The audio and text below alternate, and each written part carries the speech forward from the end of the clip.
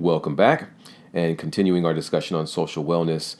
In the previous presentation, I asked you, how well do you communicate? Let's take a look at four types or methods of communication. First, we have the assertive communicator. And this type of communicator takes the everyone is important approach. And this communicator is understanding of your opinion, also considers your needs, your feelings, your thoughts. Assertive communicators demonstrate strong social wellness skills. And then we have the passive communicator. And this type of communicator puts everyone else above themselves. And they're typically shy and convey a low self-esteem, but they're willing to discuss and support your beliefs, but not necessarily their own. And oftentimes the passive communicator will play the victim in social situations. They have the I'm not important, but you are important mentality. Then we have the aggressive communicator. And this type of communication belittles others and makes it seem as if everything they say and they do is more important than anyone else. They emphasize their own opinion and demonstrate disrespect to others. The aggressive communicator wants to control any discussion or situation they're in. They want all eyes on them. And I'm sure we all know someone who has that aggressive communicating trait. Lastly, we have the passive aggressive communicator. And this method of communication takes the I'm important, but you're not important. And I'm not going to tell you that I don't think you're not important approach to situations. And these individuals are usually indirectly sarcastic. Initially, passive aggressive communicators appear to be passive, but will usually have something to say that demeans others or gives the impression that they're more important than someone else. You can identify which of these are best and which can have a negative impact on your own social wellness. It's important to start to practice effective and honest communication, not only for our own social wellness, but to be able to encourage others to do the same for their social wellness and benefit as well. Socially, we learn a lot from others through our communication. We quickly determine whether there's going to be further interaction with someone else or if we're just going to avoid them at all costs. When we speak to others, it's good to be an encourager rather than a discourager. Because when it comes to communication, an encourager is someone who's going to listen, who's going to give their undivided attention. They show interest in what you're saying and what you're going through. An encourager is someone who is not going to make negative judgments or speak behind your back. They're going to support and stand with you no matter what you may be going through. An encourager freely and honestly compliments you. They know how to lift you up. They know how to motivate you. They know how to encourage you with words. And so an encourager has a healthy sense of humor also that's not sarcastic, because we know that there is a healing element in laughter. They understand that health benefit. They enjoy social interactions, and they view situations optimistically. So being able to laugh at yourself as well as a healthy sense of humor for others is tremendously important. An encourager is always going to uplift you. They're going to serve. They're going to provide assistance. They're going to empathize with you and work towards helping you through difficult times. We all need an encourager friend in our lives, but most importantly, we need to be that encourager friend to others, because others are going to love us for that and recognize that as well for us. And I mean, there's a lot of benefit, satisfaction, and gratification in being able to provide that for others. Now, those who experience good social skills and strength in the social dimension of wellness demonstrate several signs that represent and contribute to the overall quality of life. The ability to understand and relate to different social groups. So going into different settings and different situations, and being welcomed in those situations and settings, and being able to contribute to any type of conversation that goes on. They're not afraid to go to different places, so they don't have this hesitancy or anxiety to go to different places, to experience different things, to immerse themselves into an unfamiliar or maybe uncomfortable situation. They value diversity. They value their alone time, enjoy being around other people as well as having other people enjoy being around them. Demonstrate consistent values and demonstrate an understanding and respect for others. And these are all things that we want. We tend not to want to give them, but we want them for ourselves. And so having good social skills and strong sense of social dimension of wellness, we can improve our own quality of life. But if you're not strong in the social dimension, what are some of the things that you can do to improve your social wellness? Well, research will suggest that you can smile You can laugh more often. You can try to find a sense of humor, things that you enjoy that make you laugh. You can practice positive communication skills, saying kind things, just trying to figure out appropriate things to say in a conversation. Sometimes we feel hesitant or unequipped to be able to contribute to a conversation, but listening and trying to practice good communication skills is important. Joining a club or volunteering, being part of a social group, going out with others, and just really kind of contributing and learning from that situation is also going to help our own social wellness. Articulating our thoughts, being able to say what's on our mind, share our own personal feelings. These are some of the things that are going to improve our social wellness. Attend social events, visit people, neighbors and friends, and not so much so in a setting where you're going to spend time on your device and not really engage or watch TV or a movie. That's not necessarily a social activity, but visiting friends, spending time with friends, going out to eat, just having face-to-face ongoing communication is important. Connecting with others and being able to pray, just for yourself as well as for others within a group. Those things are helpful signs in order to improve your own social wellness.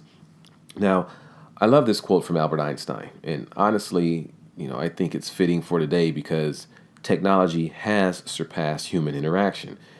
We don't get to know people. We don't get to develop friendships or engage with one another as we used to. Some will argue that technology allows us to connect with people across the world, with family members that live in other states that we would never have an opportunity to talk to.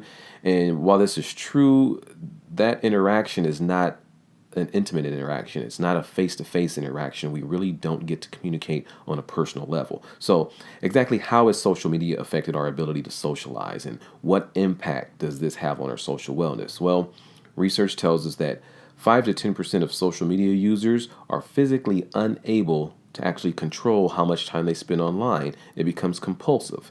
It becomes an addiction. Not only has this become extremely addictive, we are also unconsciously unable to control our online behavior. It seems to take over us because we are finding some sense of gratification. There's so much information online. There's so many things to do, so many things to see. We're consistently drawn in. There's also something called the psychological addiction. When it comes to the use of technology, our bodies react in the same way that someone who is addicted to drugs will react. It provides this sense of satisfaction, pleasure, enjoyment, similar to the feeling that drug addicts feel from using drugs. And we also know that the brain is directly affected by chronic use of technology. It makes it difficult to focus, makes it difficult to pay attention. We're always looking for that instant stimulation. We develop an emotional disconnection with more and more chronic online or technology use. We hide behind the image we portray or disconnect from reality through the consistent use of technology, especially when it's used for communication. We're unable to recognize emotions, and we find it difficult to really try to reconcile different emotions that we experience. It also affects our ability to make and think, make conscious decisions and think through processes. It makes it difficult to determine realistic outcomes, and ultimately, make well thought, rational decisions are affected by our constant and chronic abuse of online, engagement. Those who argue against, these issues and these concerns always find ways of justifying their chronic use of technology the same way we see with addicts, whether it be work-related, family reasons, recreational, personal joy, just the same way that anyone who is an addict tries to justify their addictive behavior. It does not affect them. It doesn't affect anyone else. They provide these arguments. They become resentful. They become angry. The same thing happens to individuals who are addicted to this chronic tech use. And the argument is usually flawed.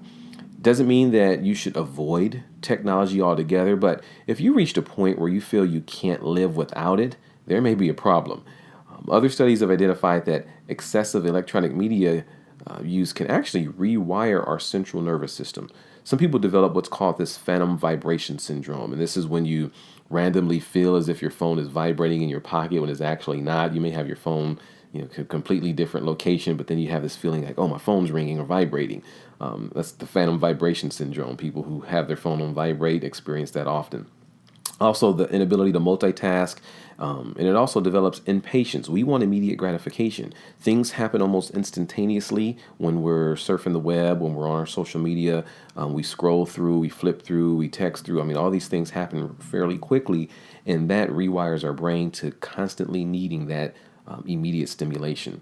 So, going back to how excessive tech use relates to an addiction. Whenever we do something we enjoy, our brain releases dopamine. And this creates a feeling of happiness, of joy, of satisfaction, of pleasure. In other words, our body is rewarding our experience. And this causes us to engage in the behavior more and more to continually experience that feeling. And so the release of dopamine increases the more we engage. And so just like our bodies develop a tolerance, same thing happens when we're online.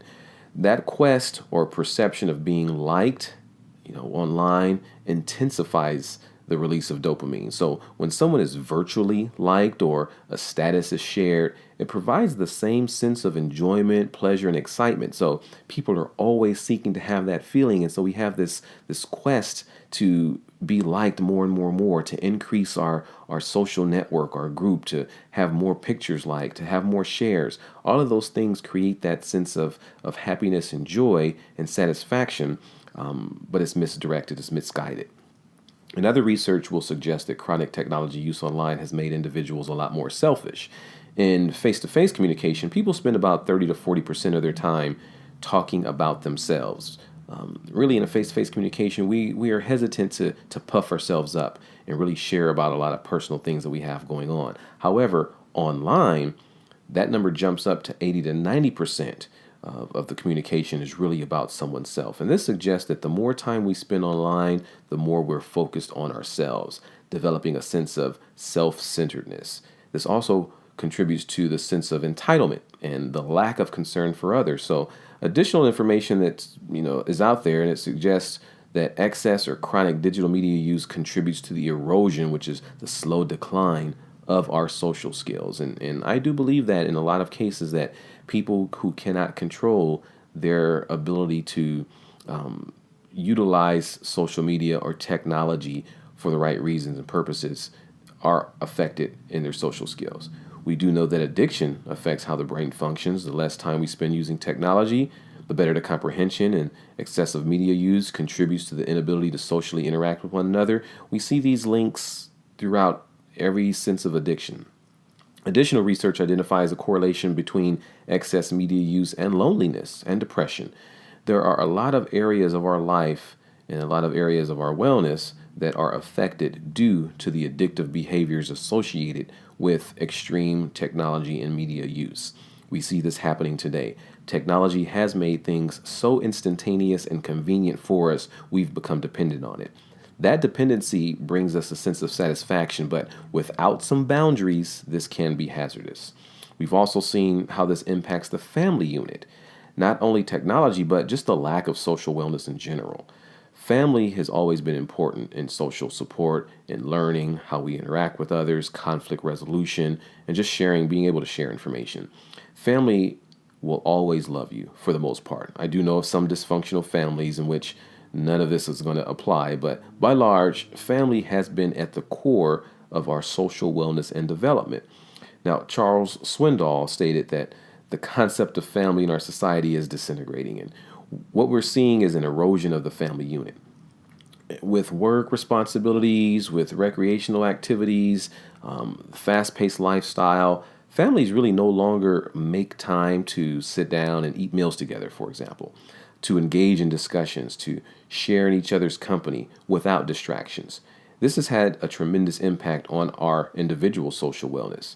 There are some things to keep in mind as it relates to family and social wellness. If there are conflicts and problems, even disagreements within the family, it's important to recognize those things and work towards resolving them in a healthy way, maintaining a communication to the family unit. Family is going to support you regardless of what you're going through. Even if you're wrong, a strong family unit is still going to provide support. Spend time with family without distractions. Communicate, be thankful, pray together. Work towards helping one another solve whatever problems they may be going through. Family should be a source of encouragement. It should be a source of motivation, support, and care. I believe that a lot of our societal issues can be resolved if we put our own pride aside and start to focus on assistance from the family and use our family units to really help us and encourage us to overcome a lot of the issues that we have. Now, this is just a quick graph that indicates what most people do when they're sad or feeling a bit depressed and they want to feel better. We can see that 63% of women and 51% of men state that they talk to their friends and family when they want to feel better. What they do, they socialize. This provides comfort and suggests that regardless of everything that we do, which, as it relates to technology, jeopardizes our social wellness, we still have the innate desire to be social.